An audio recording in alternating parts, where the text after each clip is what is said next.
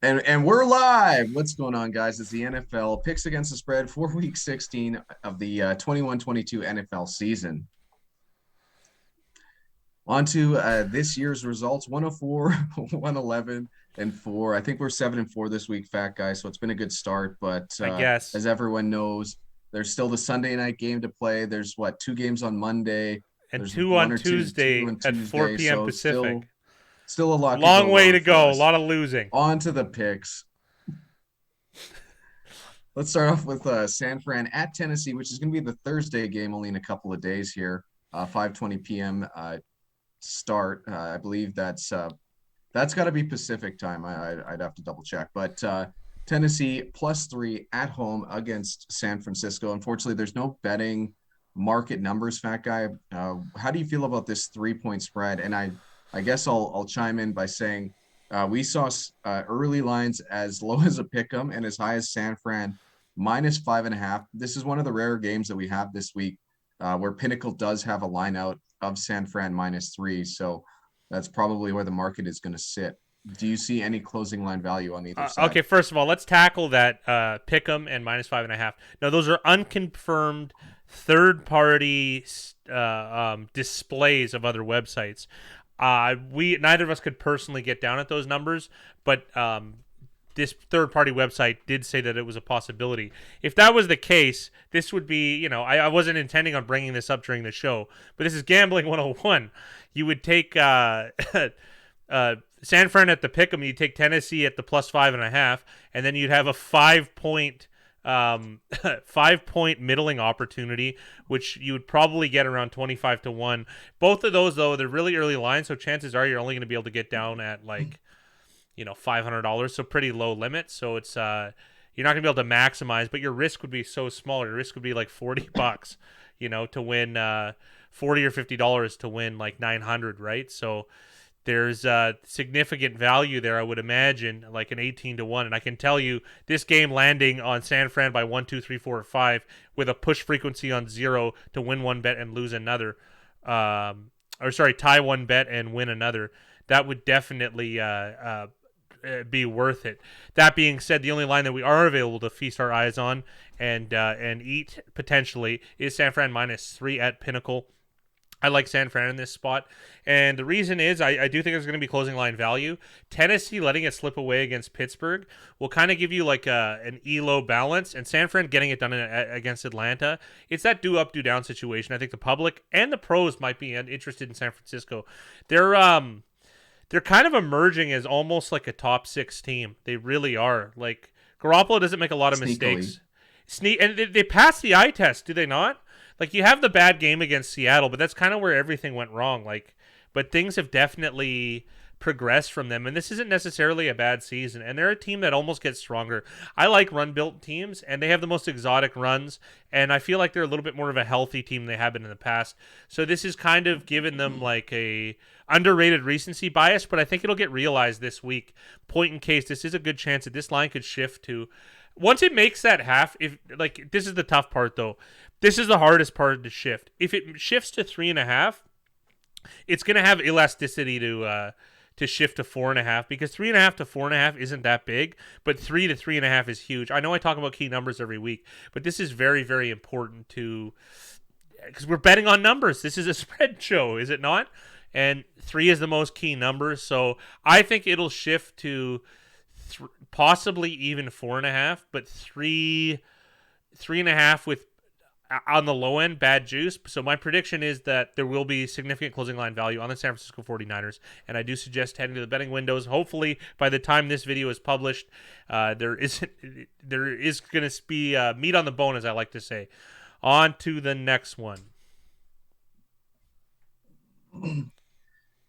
Next up, the Cleveland Browns travel to Green Bay to take on the Packers. Early line is Packers -7 for this early Saturday game. I still think that 1:30 p.m. Excuse us, guys. That's a PM start, I believe, or a Pacific time Pacific start. time start.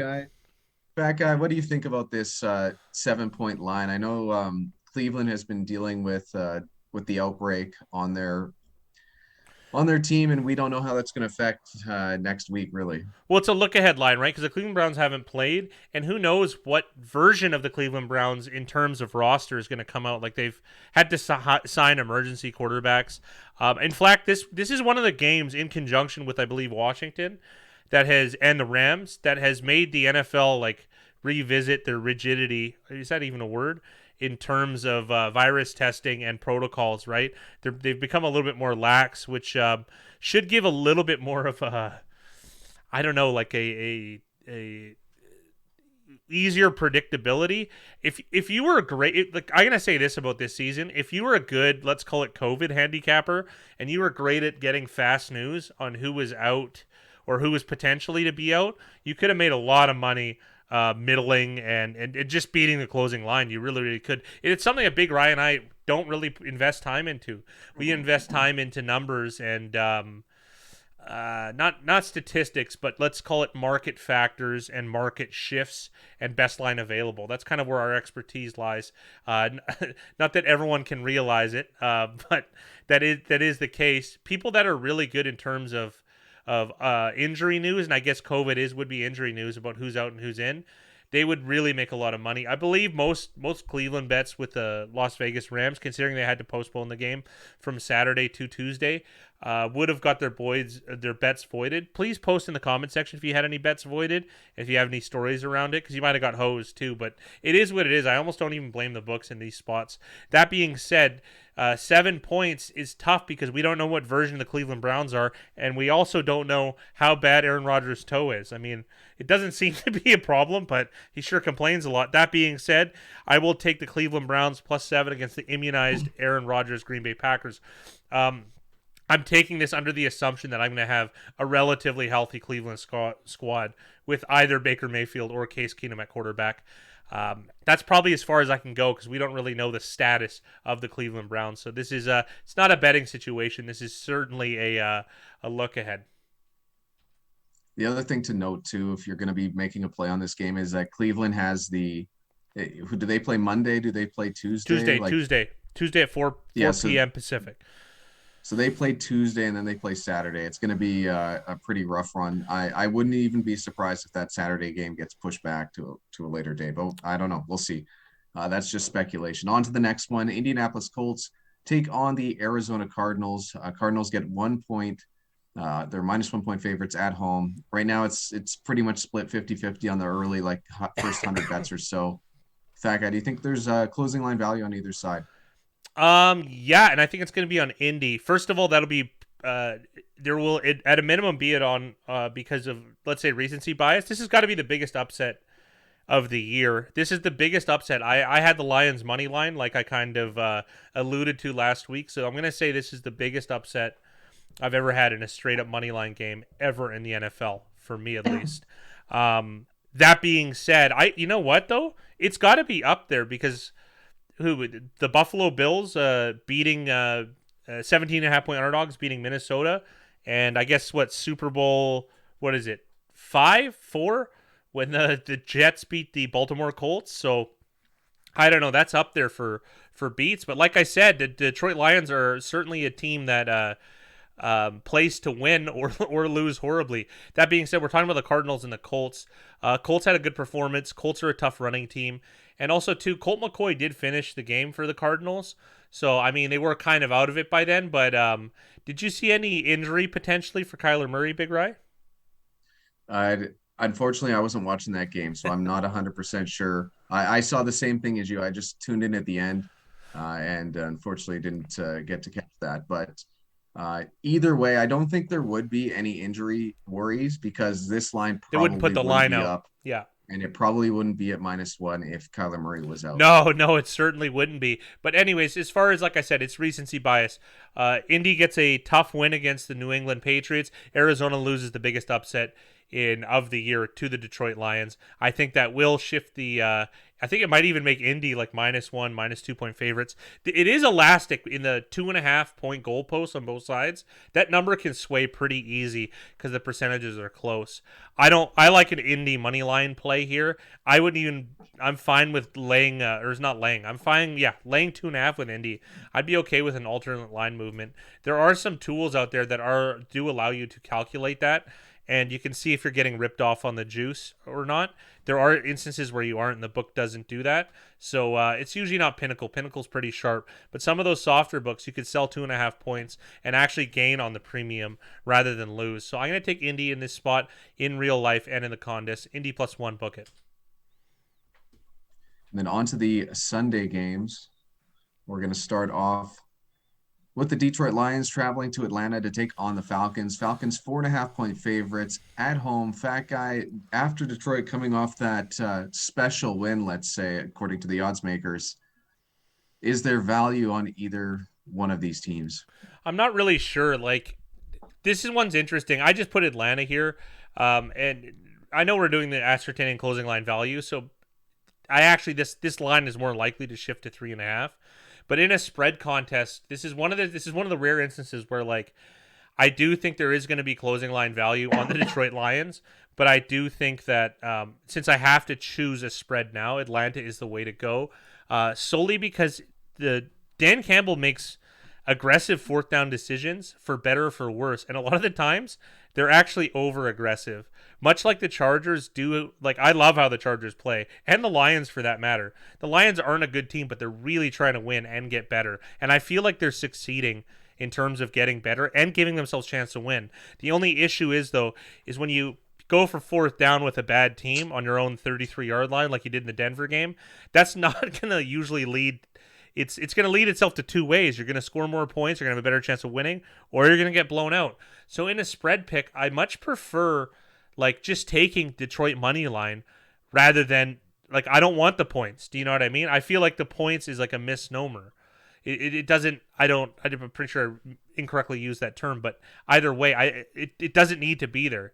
I'd rather lay 2.5 with Detroit with a really nice odd set than I would taking 4.5 at like 11-10 or 21/20. Like, it's not what I want to do. So in this scenario, because it's a spread it is a spread pool, I will take the Atlanta Falcons and lay the 4.5. But in real life, I like Detroit money line, if anything, or laying the 3.5 when it eventually moves, in my opinion. Because it's not like Atlanta got street cred for losing 31-13 to the San Francisco 49ers. Whereas, like, Detroit, that's got to be what could be a bigger talk of the town than Detroit beating the Arizona Cardinals. Yeah. That the most messages I got today from friends was about that game. And that was, fortunately, it's the biggest upset I've ever cashed in real life. So I'm going to take the Atlanta Falcons in the contest. In real life, I'll be pondering betting Atlanta at a better line move or taking Detroit money line now.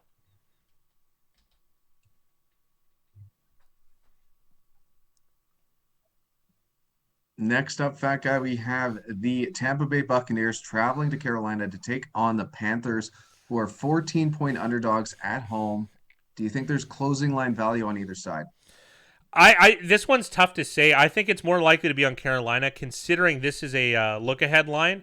I don't have the Tampa Bay game up, Tampa Bay New Orleans game. It's running right now as we're filming this video. So all my three monitors are being occupied, and I don't actually know what's going on in the game. That being said, I think 14 is a big number, and you're more likely, since it's a look-ahead line, there could, for us technically, it won't be for you when you choose it in the contest. The link is in the description. I think just because there's a chance of injuries, really any injuries, right? Whereas Carolina came out relatively unscathed. And also, too, like, even if Carolina had small injuries, that's not, like, in comparison to Tampa Bay, who's a star-studded team, like, there's a lot more that can go wrong with Tampa Bay, you know what I mean? So I think 14 is too many. I mean, there were even lines we saw at 11.5, but those weren't lines that I could actually bet. I could bet this 14. This is from Heritage. It's another book. Heritage Sports is a book I use to bet really early lines. They usually beat Pinnacle by about 30 minutes, and you think, oh, why? What's what's important about betting early. Trust me, they do charge minus 108 juice though. And another thing I don't like about it is you can only bet the spread. You can't bet the money line, and I prefer betting early lines with money lines more, even sometimes as favorites, depending on the key numbers, just because I want to. Like, here's a good example. Like, if a team's minus 5.5, like, I'd rather have it minus. Like, I don't really like. I don't know if I want, or it's not. No, if a team's minus 2.5, or it's not even that, minus 3.5. There you go. Like, I'd rather just bet them to win because of that extra half point. Whereas like 5.5, it's that half point underneath 6, where I feel like it's not really accounted for because of how strong 6 is. So I'm more likely to I'm shedding as much like a money line overlay, if that makes any sense, in laying minus 5.5. Anyways, it's long and convoluted. 14 is a nice number, I feel, for the Carolina Panthers. Double digit dogs at home in a divisional game. Big Rye, over the last 20 years, I mean, blindly betting this, you probably could make money. At least we did for many, many years. I don't see a reason to change. So we're going to take Carolina. When in doubt, take the points. It is a contest pick, though.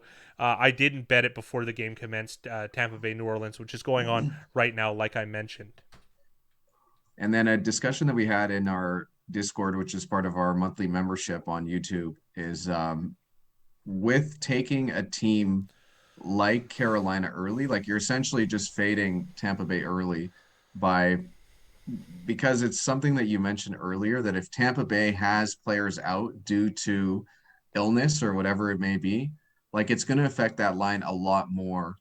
Yes, exactly. Tampa Bay. So you can get a ton of value by taking a team like Carolina. Pretty much any of these large spreads, anything that's over 10, like you're probably wanting to take the underdog early if you're betting just on COVID type news. Either way, yeah, that's something that you guys can ponder and think about when you're making early plays. But on to the next one, Fat Guy. We have the Jacksonville Jaguars taking on the New York Jets. Jets are 2-point favorites at home. I can't remember the last time the Jets were favorites. Yeah. But Jets are two. Yeah, I actually can. Jets are 2-point favorites at home. I'm sure you guys in the comment section can let me know when the last time they were favorites. But do you see any closing line value on either side?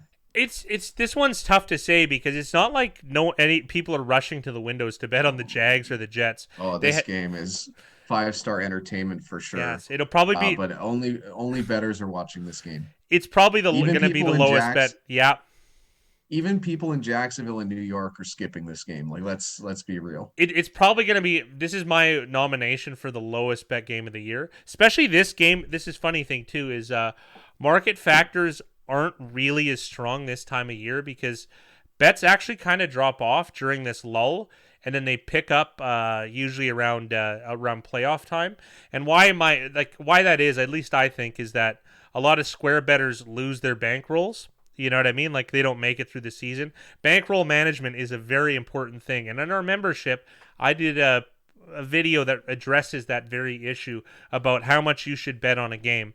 Anyways, enough of that plug. I do think the Jets are more likely to have closing line value, and I do think that this will close at Jets minus 2.5, Jets minus 3. But again, that's a really soft prognostication. I'm not completely sold on that. Like, this market could do a lot of things, and I think it's more, you know what I mean? If a big pro is able to get money down on multiple accounts, you know, and how that's called bearding, by the way, when they use multiple accounts on at a good price, I think they could easily sway this line in either direction because I don't think there's I think this is a market that is manipulatable by them. So I'm not super sold on the CLV of the New York Jets, but I have to make a selection here, and I do think they're more likely to close at 2.5-point favorites or 3 perhaps.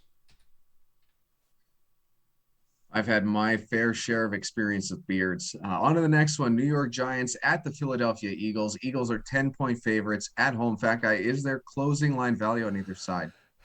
It's just so weird. It's a look-ahead line, and we're going to follow the similar ethos to what we had with Carolina, Tampa Bay.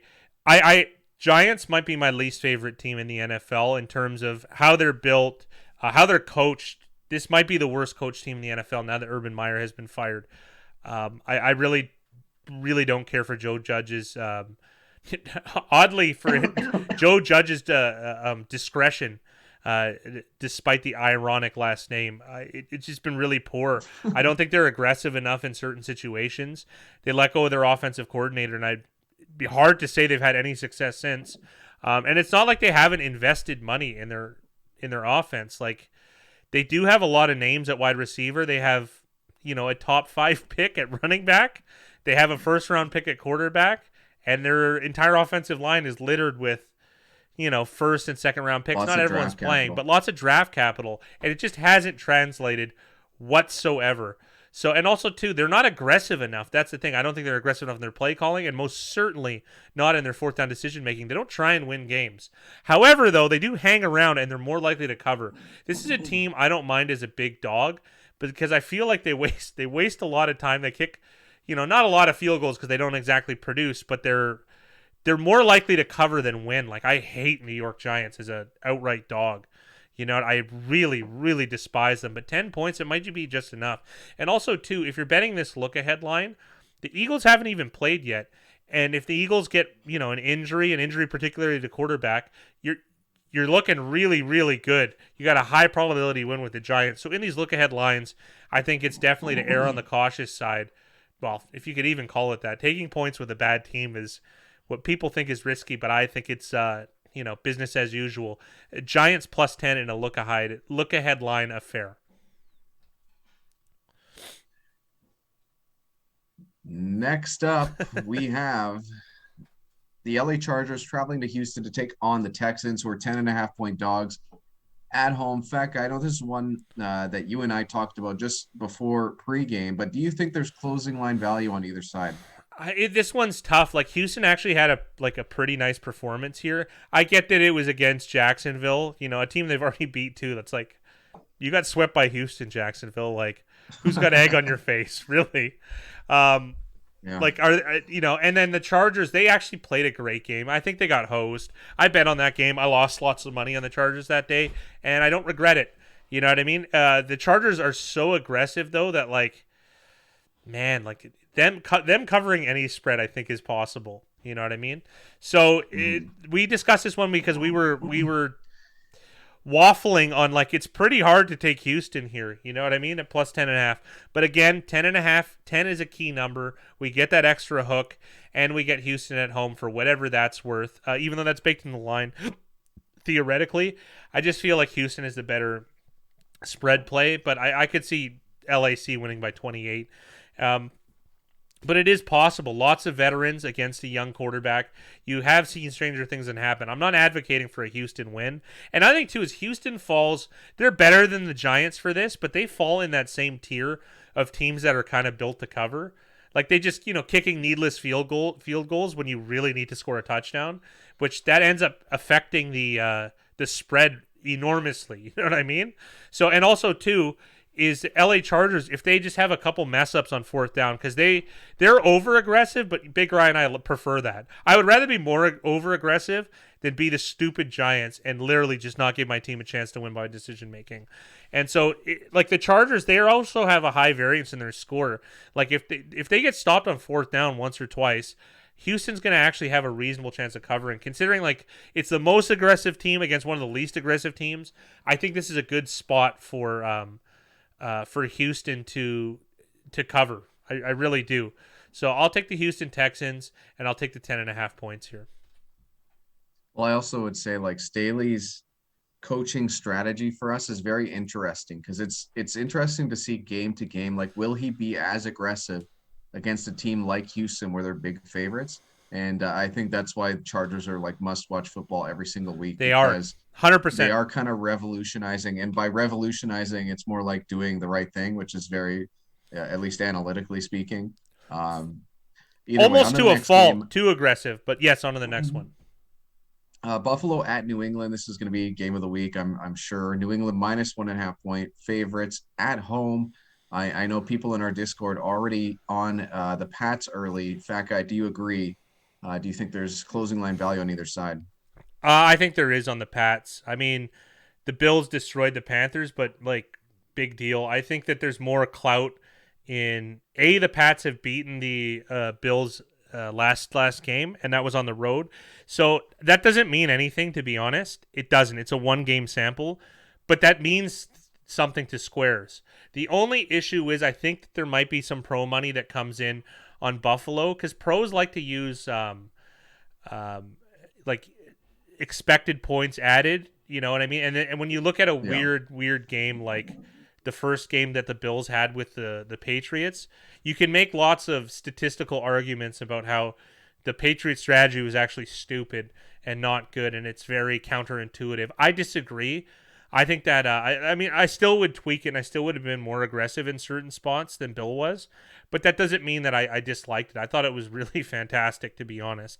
I mean, it's not like the Bills didn't have a chance to win, but like New England ran all over them, and it was great, right? Like I still would have been more aggressive in certain spots, like I'd mentioned, but I thought it was a decent strategy. My only issue with New England is I don't feel they're aggressive enough at certain times, and he goes for it on 4th down pretty much the lowest of any team. It's hard for me to believe, because Bill is the best coach in the league if you take out in-game management, right? And you could say, how could I criticize Bill Belichick?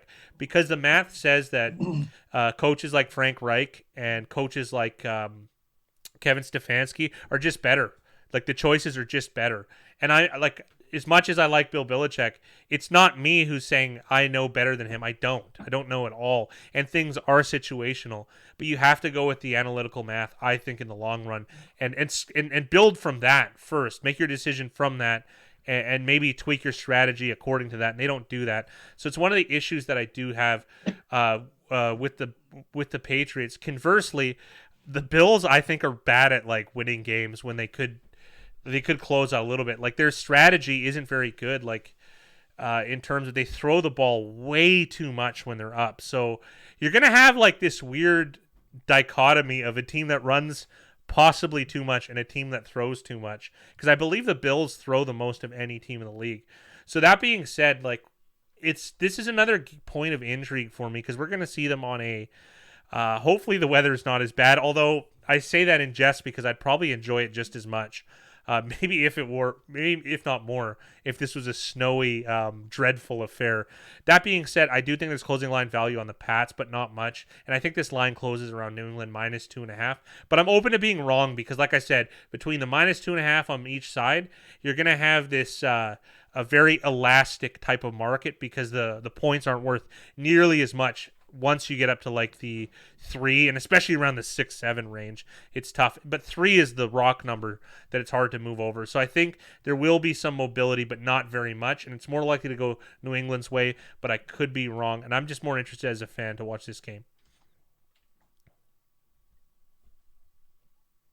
Next up, we have the LA Rams traveling to Minnesota to take on the Vikings, who are 3-point dogs at home. Fat guys are closing line value on this one. This is incredibly tough, because I mean, how do we ascertain that, considering we don't have results? The Rams really hit with the COVID bug, and Minnesota hasn't played yet either. So I'm having difficulty understanding how I would pick this market, considering I'm not sure. There's the recency bias is in there, because neither team has played. This is a pure look-ahead line. And we also don't know which Rams team is going to show up, like what version of it, considering the health and safety protocols of some of the players.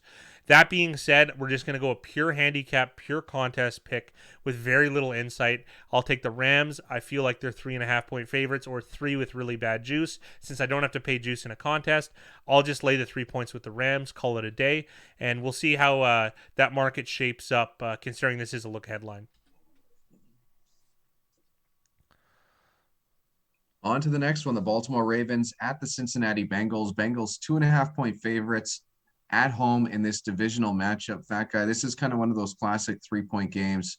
So at Bengals 2.5, is there value on either side? Well, you know what? This is such a weird one. I think there is value on Cincinnati at home.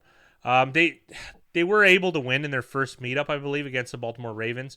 There's no certainty that Lamar does play, to be honest. Like, he was essentially almost a game time decision today, and Tyler Huntley played. We have to give him some credit here. Like, he did well in the Chicago game.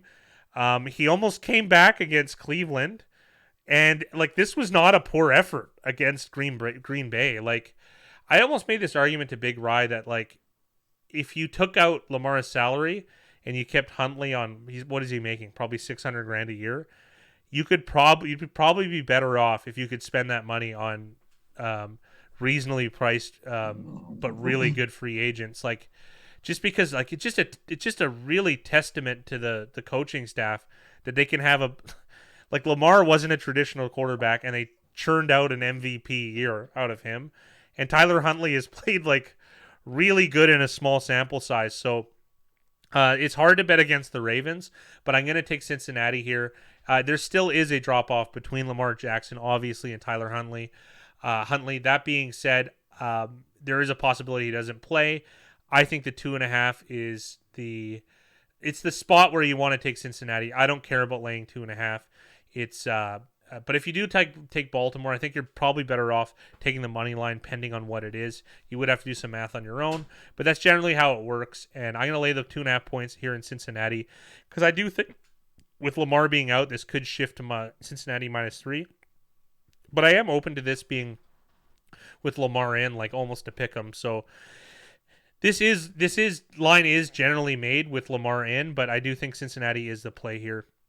I'm not really sold in terms of closing line value one way or another, so it's a very, very soft soft support for the Cincinnati Bengals in this spot.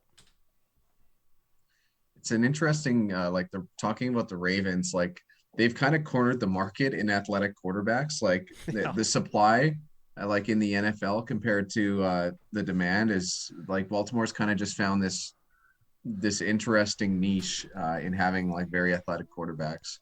On to the next game, Chicago at Seattle. Seattle -7 at home. It seems so weird to think that Seattle is spotted 7 point or gets 7 points at home, even at laying home. 7 points, even at home. Yeah, no, I agree. Yes, and it is like they are one of the teams that statistically still have a home field advantage. Although home field advantage is just really waning across the league for a variety of reasons. That being said, I you just said it, like closing line value. Like Seattle also hasn't played yet. I don't think Chicago hasn't for that matter either. But like Seattle's probably more adversely affected by injuries. Like for instance, if Chicago gets an injury at quarterback, like do we even care? To be real.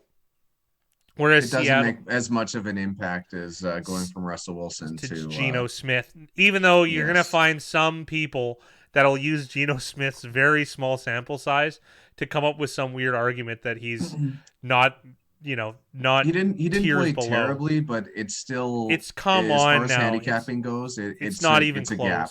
It is a big gap. So that's one reason for a look-ahead line that you might want to take Chicago. And then there would be some recency bias if Seattle had a poor performance and Chicago had a very good one.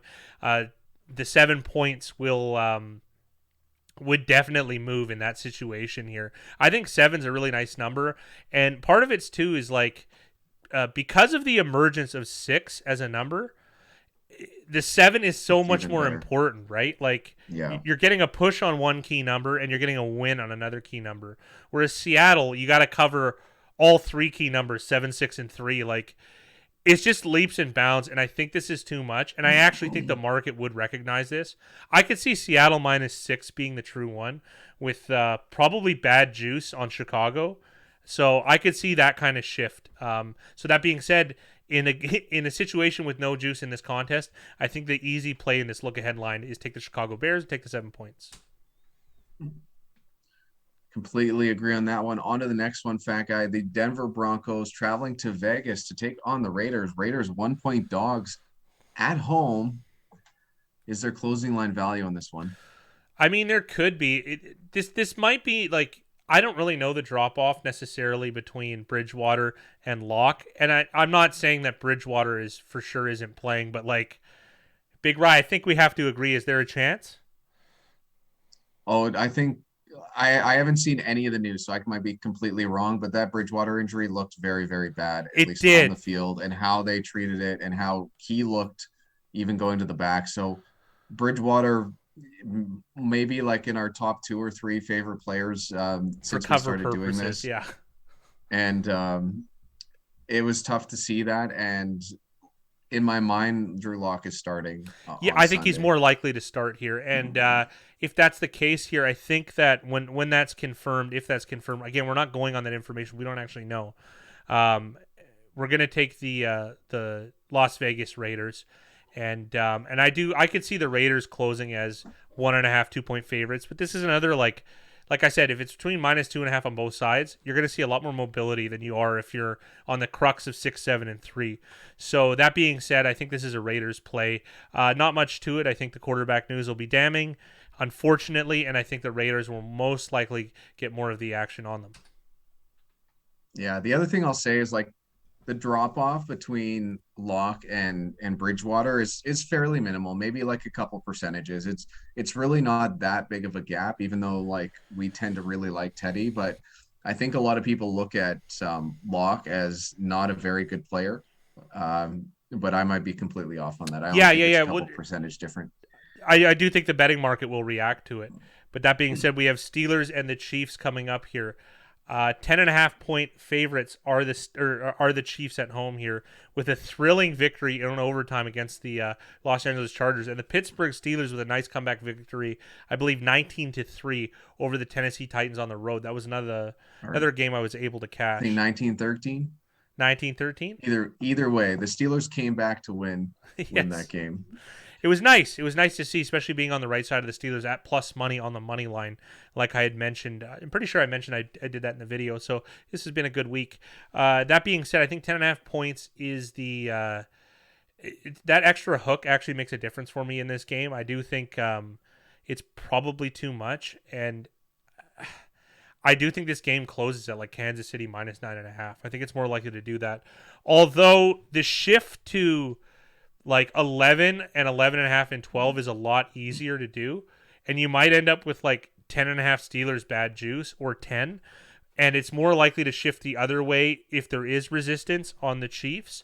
But I still think the better play is Pittsburgh, and like the line will close around Pittsburgh +10, Pittsburgh +9.5, or even Pittsburgh +10.5 with really bad juice.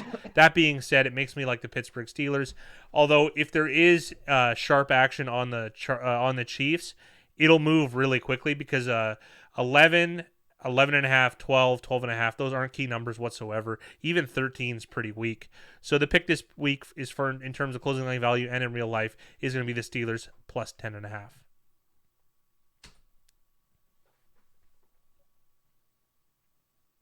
And then next up onto the Sunday night game, or at least as it was scheduled last time I looked, Washington football team at the Dallas Cowboys. Cowboys are getting a pretty high 9 points here. 9 point favorites at home. Fat Guy, do you think there's closing line value on either side? I do, and I do think it is on Washington. It is a look ahead line though. Washington could get hurt, and also too they have this might be indicative of perhaps a lot of the Washington's team being out due to the virus, health and safety protocols or whatever. That just might be an NBA term. Regardless, the football team, I'm making this selection not in real life, just in the contest, purely under the guise that Washington will have a relatively healthy team in their matchup with the Dallas Cowboys. But this line kind of doesn't indicate that. This is a little bit odd. Like 9 points, it just feels like a 7-pointer. You know what I mean? Like even 6.5 for that much. I think there is value on the football team, and if they emerge out of their tilt with the Philadelphia Eagles healthy, I think this will come down to maybe even 6. Like even though Dallas won pretty handily against the Giants, I think we can say it was a really ugly win. Like, was it not? It had to have been. And the other thing I'd like to say about this game is we're talking so much about how healthy Washington's going to be, but like if COVID hits Dallas, Dallas is one of those teams where they just have such a top heavy roster of talent. Like they have superstar players, and if those superstar players manage to somehow find themselves out for this game, like this line really would shift down, like, you know, especially like a Dak Prescott injury, like this could come Washington's down the favorite to almost. 4 to 3. Yeah. Like it's almost in that territory. I prefer Yeah. the play of the Washington football team, to be real. Like, you know, if you took Dak and like 2 other guys out, Washington's, I think, a clear favorite. And you know, that is an interesting play. Like, it's almost better that like your team's in COVID protocol now. You know what I mean? Like, they're less likely To to take be as a so. go-ahead line, yeah, that's an interesting way to look at it Yeah, because most of these guys are going to be able to, barring like if you really wanted to be good at this, you would, have some insider info on the health of all these guys and their status and who's or had be the a jab social and who media not. wizard that can really figure out like who's giving out. To quote Nate Silver's book, who's separating the signal and the noise in terms of COVID injuries and outs, right? So it like this is something that like COVID handicapping, as I'll call it again, is really really important. Like it's, I think you can beat There's an any. edge right now if you have enough Yes, there is. information. That's the best way of putting it. So for the pick, when in doubt, take the points. Washington +9. And then on to the Monday night game between Miami and New Orleans. The Saints are 3.5 point favorites at home. I think Miami's coming off like a 6 game winning streak right now at the moment. So It's it's not. almost surprising that the Saints are 3.5 point favorites. So, but Fat Guy's gonna drop some knowledge on me right now. So Well, we'll see. let's hear it. Don't forget, Miami hasn't exactly played top flight competition. So like, they're not like coming back and beating the Jets. I don't know how much street cred that's going to bring you. Getting 4 interceptions against Tyrod Taylor and the Houston Texans 4 weeks ago. I'm not sure how much street cred that's going to get you. So yeah, they can Yeah. highlight the 6, and they also they haven't covered either. Like they didn't cover. They have covered, but they didn't cover this past weekend like the Jets line. Unless I didn't see Yeah. any like Jets +6.5. I never saw that. I mean, it is possible. I'm not scrolling the internet for every single book. I probably would have taken Miami if I could get a -6.5 in that game. But I got Jets +8.5. I really like that bet. So, and they were able to cover. That actually came into play, right? Losing by 7, with that extra 1.5 points, you would have won.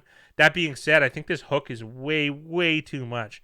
I think this should be a New Orleans -2.5. The only issue is this is a look ahead line in terms of New Orleans is playing Tampa Bay right now. I have no idea what's going on in the game. I purposely Saints are don't up have it up. 6-0 in the second quarter. So Wow. definitely So on pace to win big tonight. yeah, right. They're still probably a heavy underdog despite having a 6-0 gap. A commanding 6-0 Yeah, lead. okay. That being said, though, that could have some recency bias and level this off at maybe saying, like, if you beat the Bucks here, that's gonna send. I feel like the recency bias on that will definitely give push to the Saints being bigger favorites against Miami, but at 3.5 points, I just feel is too much, and more than likely the Saints are going to lose that game. And this line, I think, settles on New Orleans -3, New Orleans -2.5. I think we're on to the lightning round now, and we sure are. So San Fran at Tennessee. San Francisco 49ers, The Saturday games, Cleveland at Green Bay. the Cleveland Browns, Indy at Arizona. Indianapolis Colts, And then on to Sunday, Detroit at Atlanta. Atlanta Falcons, Tampa Bay at Carolina. Carolina Panthers, Jacksonville at the New York Jets. the Jets laying the points with the Jets, Giants Eagles in a divisional matchup. the dumb Joe Judge Giants, The high variance LA Chargers at the Houston Texans. Houston Texans, Buffalo at New England for game of the week. New England Patriots, Rams at the Vikings. the Los Angeles Rams, The uncertain Baltimore Ravens at the Cincinnati Bengals. Cincinnati Bengals, Chicago at the surprising spread of Seattle -7. Chicago Bears, Denver at Las Vegas. Las Vegas Raiders, Pittsburgh at Arrowhead. Pittsburgh Steelers, Washington at Dallas. Washington Football Team, Miami at New Orleans Monday night. Miami Dolphins. Congratulations to CSK for a very, very strong 12-2 week 14, 86% against the spread, number 1 in the contest. Congratulations, CSK. And then on to the week 15 leaderboard where Billy 369. I like that name. 11 games in, 9-2 against the spread, but maybe the the two things that really stick out to me here: Cassone 8-3, making his push to possibly pass Colty Boy for the overall We'll see. Bitcoin prize. And Wook Dog as well, continuing his strong play, even though he missed a week of action. And I got to give a shout out to us. We're in the top 10 Oh, this week, 7-4. it's Patting statistically going to ourselves on our own happen. back.